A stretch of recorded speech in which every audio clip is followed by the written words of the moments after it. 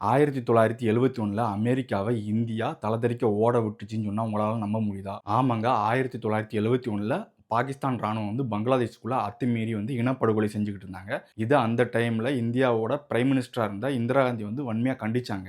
இதே மாதிரி பாகிஸ்தான் ராணுவம் பங்களாதேஷ்குள்ள இனப்படுகொலை செஞ்சுகிட்டு இருந்தாங்க அப்படின்னா, இந்தியா போர் தொடுக்க வேண்டியிருக்கும் அப்படின்னு சொல்லிட்டு எச்சரிச்சாங்க. இதனால அமெரிக்கா இந்தியா கண்டிச்சாங்க. ஏன் அப்படின்னா, அமெரிக்கா அந்த டைம்ல பாகிஸ்தானுக்கு தான் சப்போர்ட் பண்ணிக்கிட்டு இருந்தாங்க.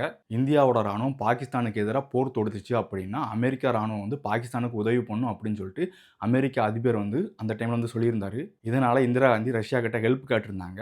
ஒருவேளை எங்களுக்கு எதிரா யாராவது போர் தொடுத்தாங்க அப்படின்னா, அந்த இடத்துல ரஷ்யா இந்தியாவுக்கு ஆதரவா இந்தியா கூட சேர்ந்து போரிடணும் அப்படின்னு சொல்லிட்டு ஒரு ஒப்பந்தத்துல கையெழுத்து போட்டாங்க. அதுக்கப்புறம் பிரான்சுக்கு போய் பிரான்ஸ் கிட்ட ஹெல்ப் கேட்டாங்க இந்திரா காந்தி. ஆனா பிரான்ஸ் அதிபர் அத ஏத்துக்கிடல. ஆனா இந்திரா காந்தி ரொம்ப ரிக்வெஸ்ட் பண்ணி கேட்டதுனால பிரான்ஸ் அதிபர் ஒரு கண்டிஷன் போட்டாரு. ஒருவேளை நீங்களே போய் பாகிஸ்தான் கூட போரிட்டீங்க அப்படின்னா, நிச்சயம் பிரான்ஸ் அமெரிக்கா கூட நிக்கும் அப்படின்னு சொல்லிட்டு அந்த கண்டிஷன்ல தெளிவா சொல்லியிருந்தாரு. ஒருவேளை பாகிஸ்தான் உங்க கூட போரிட்டுச்சு அப்படின்னா, அமெரிக்கா கூட பிரான்ஸ் நிக்காது அப்படின்னு சொல்லிட்டு அந்த கண்டிஷன்ல சொல்லியிருந்தாரு.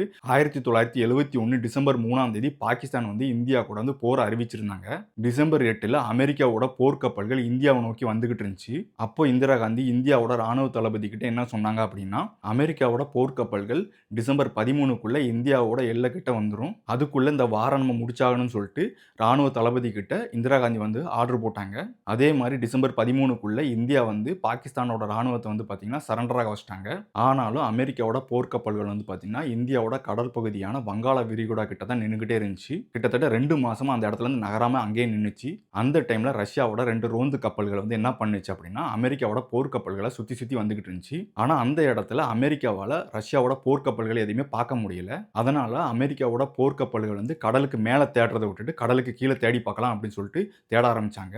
அமெரிக்கா சந்தேகப்பட்ட மாதிரியே பாத்தீங்கன்னா ரஷ்யாவோட நீர்மூழ்கி கப்பல் கடலுக்கு அடியில இருந்திருக்கு. இதனால ஜனவரி மாசம் பாத்தீங்கன்னா அமெரிக்காவோட அதிபர் அமெரிக்காவோட போர்க்கப்பல்களை திரும்பவும் அமெரிக்காவுக்கு வர சொல்லிட்டாங்க. இப்படித்தான் பாத்தீங்கன்னா அமெரிக்காவோட போர்க்கப்பல்களை இந்தியா தலதெறிக்க ஓட விட்டாங்க. உங்களுக்கு இந்திய ராணுவம் ரொம்ப பிடிக்கும்னா மறக்காம கமெண்ட் பாக்ஸ்ல சொல்லுங்க. உங்களுக்கு இந்திய ராணுவத்தோட தைரியம் ரொம்ப பிடிக்கும் அப்படின்னா மறக்காம வீடியோ லைக் பண்ணுங்க.